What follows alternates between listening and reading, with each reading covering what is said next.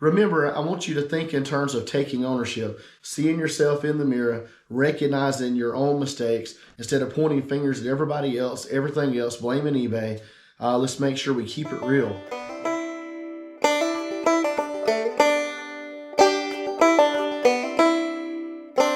Hey, what's up, guys? So this is Bama Jaybird Resell. I'm Josh. As always, it's great to be with you guys. Hey, I really appreciate all the new subscribers. Appreciate the comments, all the help from my reselling friends that have shouted me out, and all the rest of you that have offered supporting words and encouragement. Guys, I appreciate you, and I hope to be able to return the favor and help you out as much as possible as well. So as we get into this video, then we're approaching part 3 of this topic that I started a couple of weeks ago. Is eBay broken and dying, or is it just me? And if you've watched the first 2, you kind of know where I stand. I think in most cases, eBay's not the problem, but it's generally something I'm doing or something that maybe I haven't done to help my store and improve my sales. Sometimes you have to think outside the box. Sometimes you have to try something you haven't tried before. And so we'll go over some of these options. There's several of them. And again, as we look at this question from the perspective of, if my eBay store is struggling, we can point a finger at eBay, but there's 3 fingers pointing back at me. It's probably just me. We'll also be looking at some items that have sold and hopefully give you an idea, some things to be looking out for. Had some pretty cool sales. 15 items going out the door today for $712.46. So guys, y'all stay tuned, hang in there, and we'll get right to it. All right, guys, so I had intended to record this days back, and I did the what sold portion, and I wound up sick with flu and then bronchitis. And it's kind of put me behind, but I'm going to try to go through this today. So I apologize for the voice. We've been looking at this question of, is eBay the problem, or is it just me? And of course, in doing that, what is it that I can do that's within my power to change, to improve my practice, improve my store? And so in order to drive sales, I just wanted to maybe give you a few other options that you could consider. If you're a newer reseller, it may help you. If you're a reseller that's been in the business for a while, sometimes we just need to be reminded. Sometimes it's more about honing the practice. Remember, I want you to think in terms of taking ownership, seeing yourself in the mirror, recognizing your own mistakes instead of pointing fingers at everybody else, everything else, blaming eBay. Let's make sure we keep it real. And so have a willingness to change things up. I think that's hard for all of us. As I said already in this video, we get ourselves boxed in and we get to thinking only inside of that box. And even though we know we need to step out of it, sometimes it can be really hard to force ourselves to get out of that box and out of that style of thinking. So number 1, I would say, if you haven't already begun doing this, maybe consider using promotions. Now, I wouldn't say the promotions are right in every circumstance for every product or for every seller, but consider it. If your sales are slow, if you feel like certain parts of your store are struggling, you're struggling to move those items, think about it. Think about trying something new. Try promotions.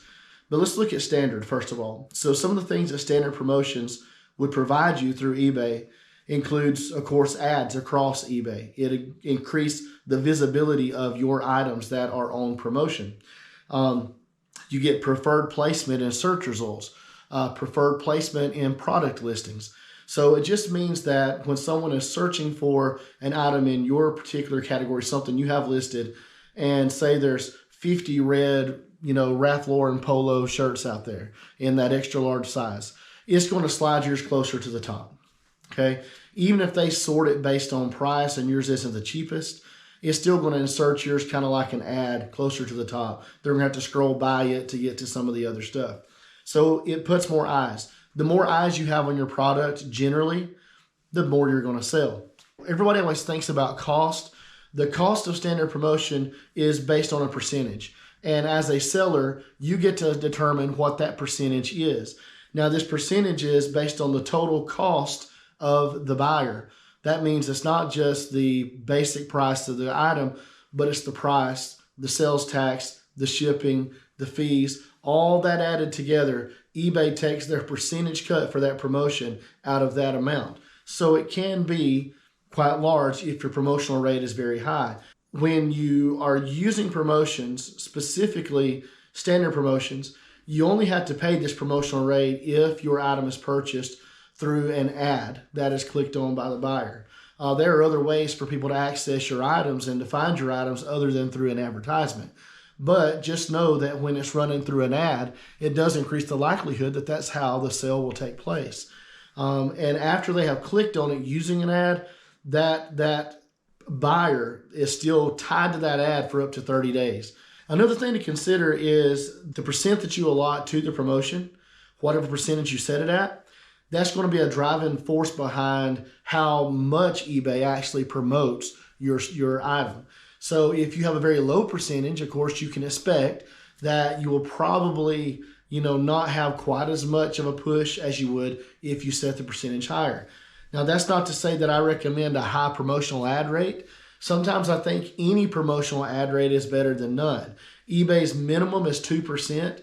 I've heard a lot of different people. Some just set it at 2% across the board. Some people just promote indiscriminately.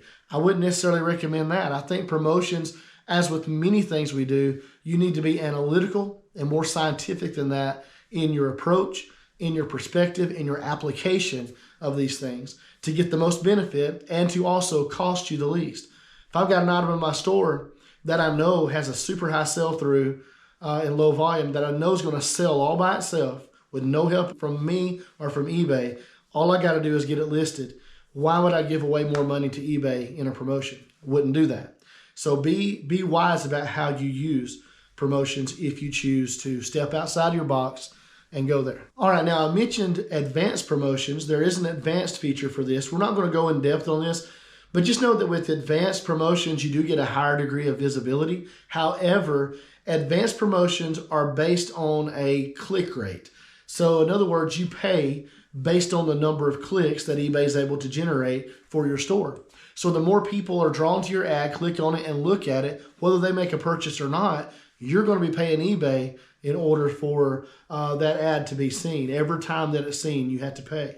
So that can have benefits. So if we're pricing competitively and we're pricing our items and putting items up there for sale that we know will move, and it moves within the first few clicks that it gets, that's probably not going to hurt us. In the end, it may even cost less than a standard promotion. But if you have your item priced too high and just slap a advanced promotion on it, it could get a lot of clicks and cost you a lot of money in advertising without making the sale. So be careful about that. As we look at then just promotions in the big picture, overall, I would say they're good for proven sellers in categories that seem to be more saturated, where you have a high list volume, but maybe mediocre or lower sell-through rates. A lot of clothing items would fall into this area. And you could really stir a debate up about whether or not it's even beneficial to list items in some of these particular categories where, say you got 100,000 of an item listed and you've got only 15,000 sold in the last 90 days. But then you think about how many items do you look up on eBay on a regular occasion that have 15,000 sales in that particular area over 90 days. It's not that many really. And honestly, we look for those items that have, a really high sell-through and hopefully a lower volume available so that it moves fast. But still, that's a lot of sales to go over 90 days. Now, if you look at where those sales are coming from, they're probably not coming from the highest priced items. So a lot of this goes back to how much you have in the item, your cost of goods, and where you're able to set your prices. I would say that the sell-through rate for that particular item, probably in that bottom 1/4 of the price range, is much higher than what it is maybe, in that top 3/4. And therefore, it's all about what you're paying and what you're able to charge, whether or not your inventory will necessarily move. But even then, that's a large volume of merchandise that you've got to try to push through with your items in order to get eyes on it. So I would say that it's definitely a good thing, promotions for saturated categories. So you definitely get more eyes on your items when you use promotions. And if you price them correctly, if you price your inventory correctly, that should also drive more sales. It's the natural course of things. You got to think of, if you have a brick and mortar store, your number one objective is to get people inside the store. You're never going to make sales in a brick and mortar if nobody visits. So if you can get people in the store, you will make sales. Your sales will increase simply by having people in there. Now, the better your prices are, once you get them in there, the more competitive you are, the better your promotions, your sales, all those things, the more you will sell. But you got to get them in there. And so promotions with eBay are great when there's lots of stores selling the same product and you're trying to draw them into yours. That ad can get them in the door, and maybe they see other stuff in your store because of that. Then your other tactics can be employed. I wouldn't recommend this, like I said, for anything that's unique, hard to find, items with a low list volume but a very high sell-through. Those are going to sell on their own. They don't need your help, my help. They don't need eBay's help.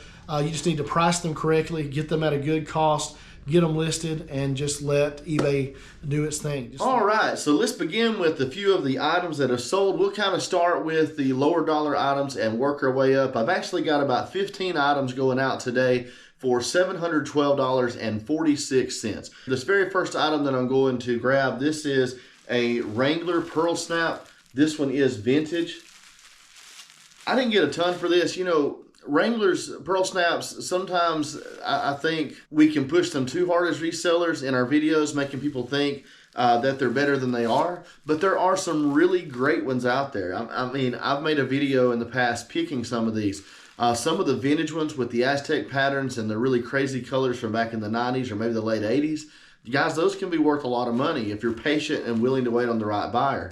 They'll refer to those as brush poppers. But you know, these other Pearl Snap shirts, these Western shirts, they can also sell fairly well if you get them cheap. You have to get them cheap enough to be able to price yourself into that market. And so this shirt, I got $14 plus shipping for this. Still got a decent deal. I think it's $4.99.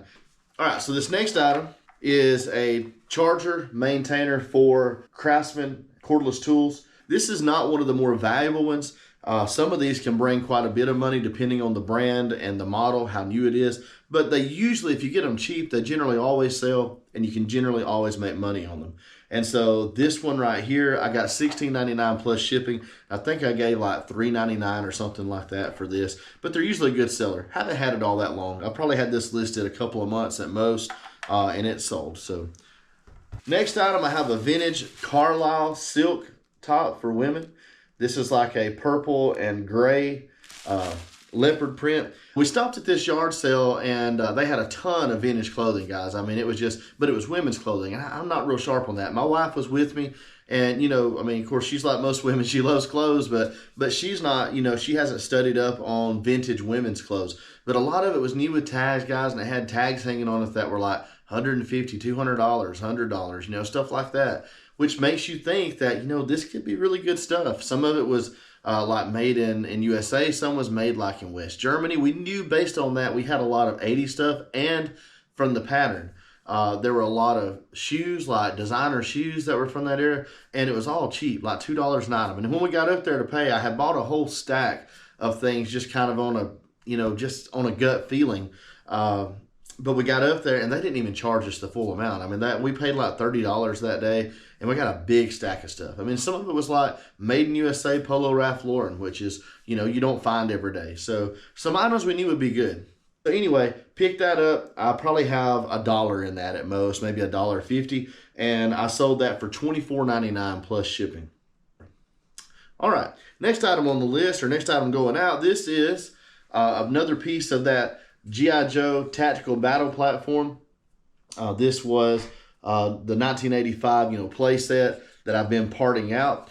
I got this in that buy of G.I. Joes and other G.I. Joe pieces, you know, cars and the platform, different things. So this particular item, I got $24.99 plus ship on this, and I've been in the profit on this since I sold the G.I. Joes. And pretty good buy. I think, like I've said before, I think I'm going to wind up probably making, you know, double my money or better. So I spent about $100. I think I'm going to have about $250 in sales once everything has sold. So that's going out the door, $24.99 plus shipping. Next item. This is, and you won't be able to see the big print on the back, but you can kind of see this one here. This is a collaboration between Torrid and Disney. And so this is a full zip hoodie. It is the Disney Villains franchise. And so this, I think, is Ursula from Little Mermaid. And it's a 2X. I've had this in the store, a little while, not a super long time. I picked this up in the summer from the bins. So, probably like $2 in this. And I sold this for $19 plus shipping. So it's the right time of year, of course, to be selling hoodies and sweaters and jackets and things like that. If you're selling clothing, which I've said before, not my favorite, but it sells. And I can't pass up something that's going to sell and make me some good money. So the next item up, there's actually two of these, two different buyers. I had 3 sets of Legos left. I will do retail arbitrage from time to time if the price is right. Lego is always a really good seller. It's a good item. You do have to be careful. Sometimes if you do retail arbitrage on Lego at Walmart and you look it up, man, the market's saturated, and you might be able to sell it for $5 to $10 more than what you're paying. But by the time all the fees and everything else comes out of that, and you have to store it, list it, ship it, all that stuff, guys, I mean, you're doing good to break even. But every now and then you'll run across a set that is being pulled at a particular store that maybe is not saturated or maybe has a higher value. And that was the case. Most things that are Nintendo, Super Mario tend to do well. I forget what I gave for these. I think it was like $7. They had been marked down twice. So the first time I think they were marked down to like $16, but they were in that second markdown. So I think it was like $6 to $8, say in that range. And I sold these for $24.99, 2 of them. Just to prove I got 2 of them in case you're, So 2 of them. These are expansion sets for the Sky World. So anyway, sold 2 of those, $24.99 each plus shipping. Okay, so why don't we take a break from the sales and take a look at our top. This is just, we're going to just title this little segment Special Offers. There's a lot of ways of giving your potential buyer special offers. One of the things that you can do is offer volume pricing. We hear this sometimes, when you have multi-quantity listings, you can apply discounts to those where they buy one at regular price. If they buy a second, say it's 5% off, a third, it might be 10% off, so on and so forth. You can also set up volume pricing, however, where you have multiple items across a category that they're able to apply a percentage discount to. So say if I've got a buyer that's shopping in the men's shirts and they find, say, I buy one, you get one, say, 15% off your second one. And so if they pick out 2 shirts, they're going to save 15%. That's another way to apply this volume pricing technique to help generate more sales and maybe make your items a little more appealing. Another thing that I think is really useful at times is a markdown sale. So I wouldn't necessarily suggest, I know some people like to put their entire store on sale, and some people around Christmas, maybe that's a good idea, I don't know. I don't know that I'm a fan of that. I know there's too many items that I list in my store. They're going to sell within 2 to 3 weeks after I list them, no matter what. I mean, I know they're going to go out the door fast because I'm going to price them right. They're high sell through. I don't want to leave that money on the table. So I'm not going to promote, or offer a special deal on those items. But I do think markdown sales can be very beneficial. You want to run this at a certain percentage off. It may be a sale, for instance, on winter clothes this time of year. Something that we're going to be nearing the end of winter pretty soon. So maybe in a couple of weeks, you decide to go through and to mark all your long sleeve shirts, your flannels, your sweaters, things like that, to mark them, say, at 20% off, just to try to clear out some of the inventory that you've been accumulating, before during the fall and the winter, so that you can focus on filling those areas of your store with summer inventory. That could be a great tactic to get some of that out the door and to increase your sales in the process. Not just for clearing inventory, but a lot of times when you run these markdown sales, you will attract buyers that maybe would not have come to your store otherwise. And rather than just like clicking on a particular item that they're searching for, they may actually go into your store when they see the sale and linger around your store and take in what you have and maybe find things that they weren't even searching for. So just like what happens in a brick and mortar, same type of concept. You run the sale to bring people in. They come in looking for one thing, but while they're there, they see so many other things that they may have interest in that they didn't plan on purchasing. the benefits is not just that it clears inventory and not just that it can attract new customers, but it also allows your discounts to be displayed in a red color. So like it makes it stand out in the ads. It makes it stand out when they look at your listings. And this is going to show up not only on your listings page, in search results, shopping cart. They're going to continue to see this, that this is a sale that they're purchasing from. And so it attracts their attention. All right. Another thing to consider would be like a targeted campaign. Targeted campaigns can be driven like by the holidays. Like I said, I know at Christmas time, a lot of people did their whole store on a general, markdown sale. I don't know that is, again, best for me, but I do think that it has some merit. I do think, like Christmas items would have been a good thing to run in that sale, and things that were new in the package and things that you really believe could have made, a good choice for some people to buy for Christmas gifts. Get those things moving.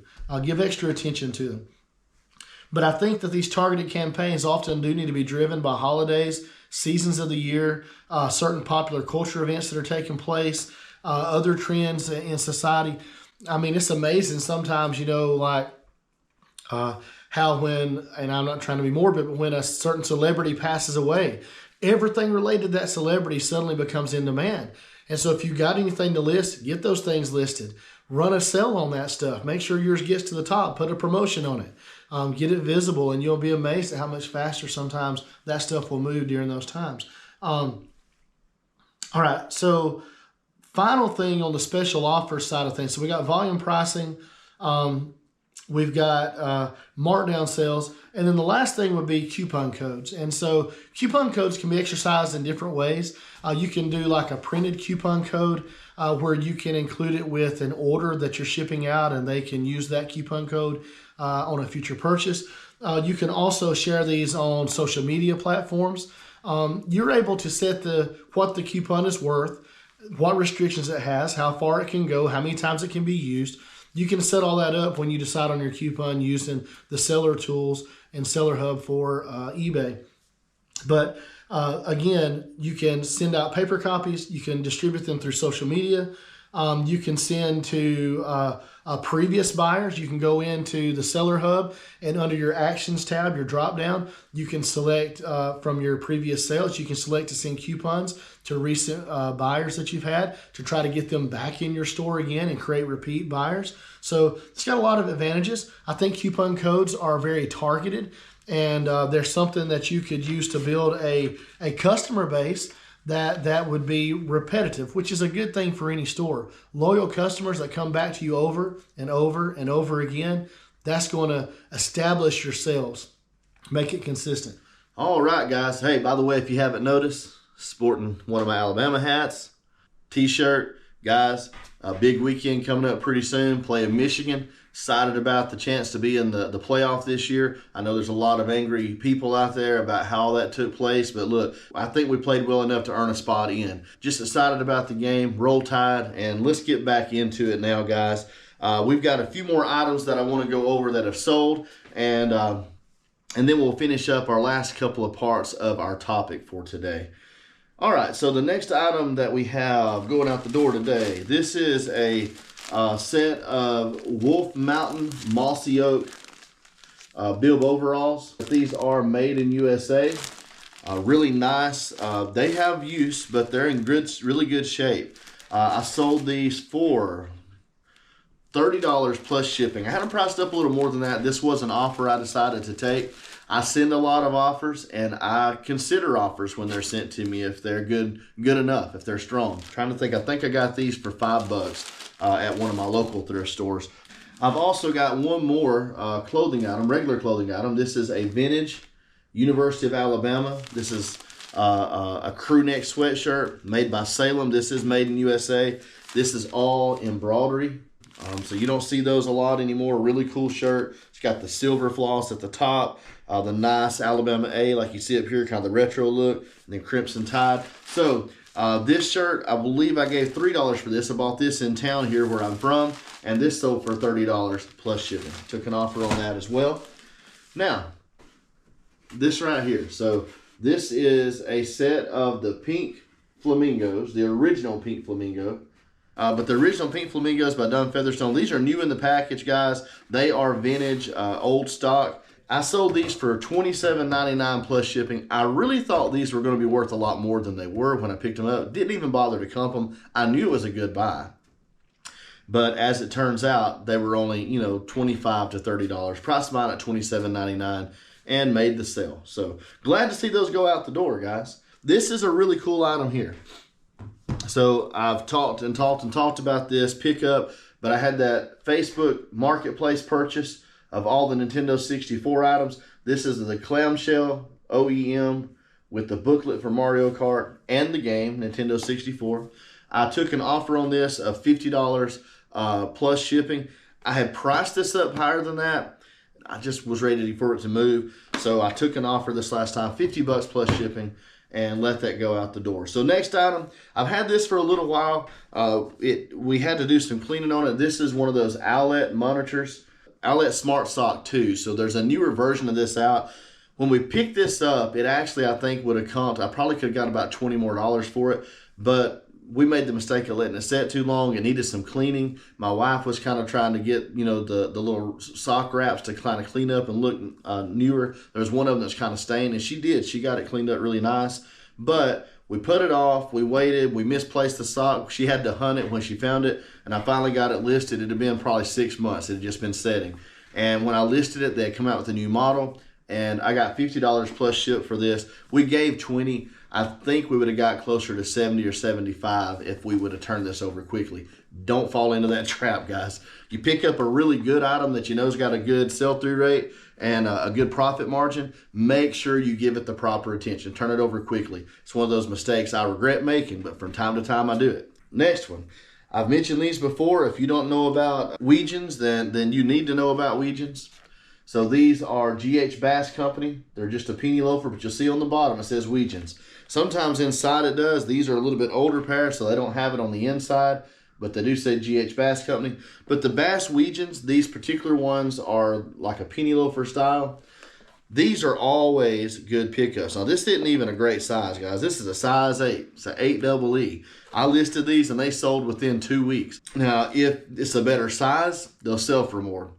But these sold for $47.50, and I think I gave $5.99 for these at the thrift store. They were just dusty. I didn't have to do much. Wipe them off, clean them up, and they were good to go. Great shape, and got those out the door. Next item, I got another pair of shoes. Now, this is another brand you need to be aware of. If you're not familiar with Danner, Danner is a fantastic brand of boots. These are lace-up boots. And these are called, the Vital 8-inch brown hunting boot or tactical hunting boot. I wound up taking an offer on these of $60 plus shipping. I think I could have got more, but it was someone kind of local that had expressed interest, and we went back and forth with some offers. And they kind of let it simmer for a few days and sent me a new offer at $60, which was $10 more than they were willing to pay and about $10 less than I was willing to take.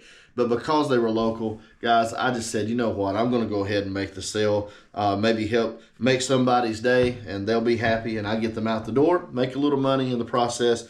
I gave $14.99 for these boots at a thrift store, and again, sold them for $60 plus shipping. All right, so the last item of the day, guys, this is probably my best sell for the week.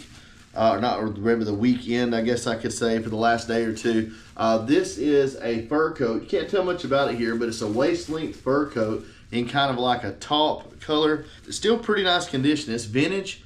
I think I gave like $7 for this. It wasn't a whole lot, and I sold this for $59.99 plus shipping. So I'm glad to see that go out the door. All right, so that wraps up everything that has sold, or everything that we're at least doing in the filming that has sold. And let's go ahead and get back to our topic and finish up talking about some of the other things that we can do to help improve our sales and fix our eBay problems. The last thing that I would suggest is to send offers. Again, we're talking about getting out of the box, right? Getting outside of our comfort zone, doing things that maybe we don't normally always do. Every reseller's got a different take on these things. And, some are against sending offers. They don't want to receive offers. They don't really like to send offers a lot. Some don't want to have best offer on, but they want to be able to send offers. I do both. I have best offer available. I like to receive offers, even if it's low ball. I mean, I can ignore it. That's not a big deal to me. But I like the option, especially to send offers. And this, for me, I think has been very beneficial in increasing my sales. So if you're a smaller store especially, I think one of the ways that you might could approach this would be to look at each offer you send individually. To set that offer accordingly, because you will know based on your items what you have in it, what you need to make. And so you can set, like, if it's listed at $29.99 in your store and you need to get $24 to kind of hit where you want to be on the money, just send that exact offer out. But this is really good for improving your sales conversion rates. People that are already interested, that have added it to their cart or they put it in their watch list, sometimes just getting that little nudge is all it takes to get them to go ahead and buy. And so instead of being a viewer, someone that clicked, right, they become a buyer. And that's what we're looking for.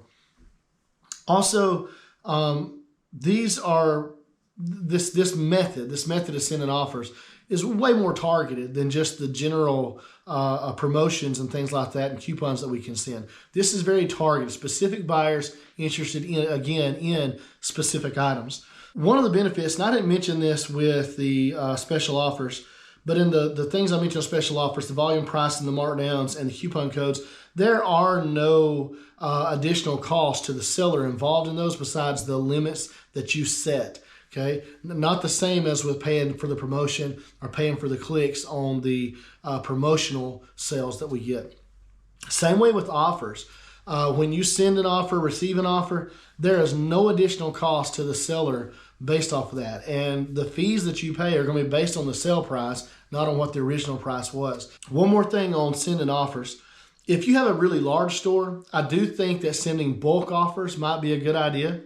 I think that could be more beneficial to you in a very large store to group together certain items and say, I want to do 10% off of these or 15% off of these items and just send it out as a percentage. Sometimes that's easier to manage. I know when you open up your eBay app and, if you've got 4 offers to send out, that's a lot different from if you've got 50 or 60.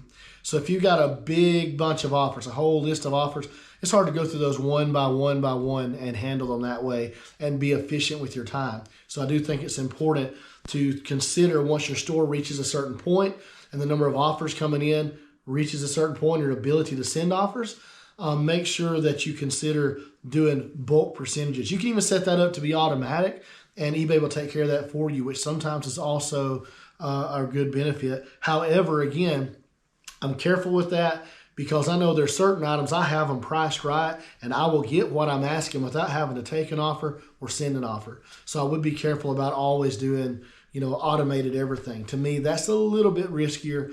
Maybe once your store reaches a certain size, but for me, it's not an option. 3 considerations, no matter what steps you're thinking of taking. If you consider any of these that you're not currently doing, if you consider adapting, changing, altering, or tweaking how you're doing it somewhat, make sure you always consider these 3 things. Number 1, be patient.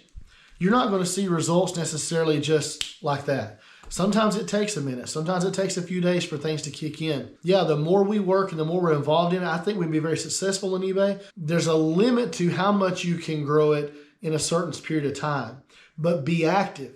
The more involved you are, the more you will see items begin to move in your store. Be patient though. Number 2, know your margins. If you don't know your margins, guys, you'll get in trouble in a hurry. It's easy to send out offers. It's easy to add promotions. It's easy to send out coupons. But good Lord, if someone uses a coupon on a promotion that you send an offer for, you might be in trouble, You don't want to be giving stuff away.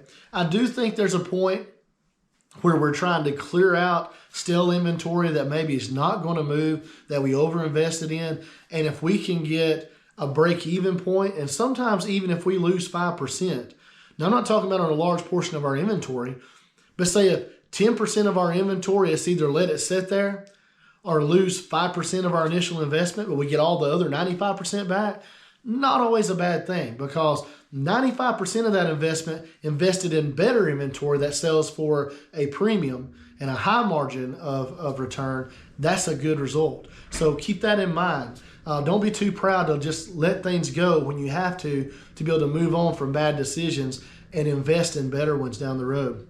And number 3, again, I've kind of already said this, but don't feel the need to force sell. Don't force a sale on an item that you know is going to sell all by itself. Make sure on items you know you can make good money on that you're patient enough to make that money. Wait on that right buyer to come along when you know that it's set right, you know your price is right, you know your item is a mover. And that's all I got for you. Guys, have a great one. I appreciate it. Sorry about the voice again, doing the best I can. But you guys take care. God bless you in the new year. This was supposed to be a video that came out before Christmas. So there you go. That's what happens when you get sick. But just keep pushing forward. Hang in there. Whatever you do, guys, remember, I love you. God loves you. And guys, don't you ever give up. See you on the next one.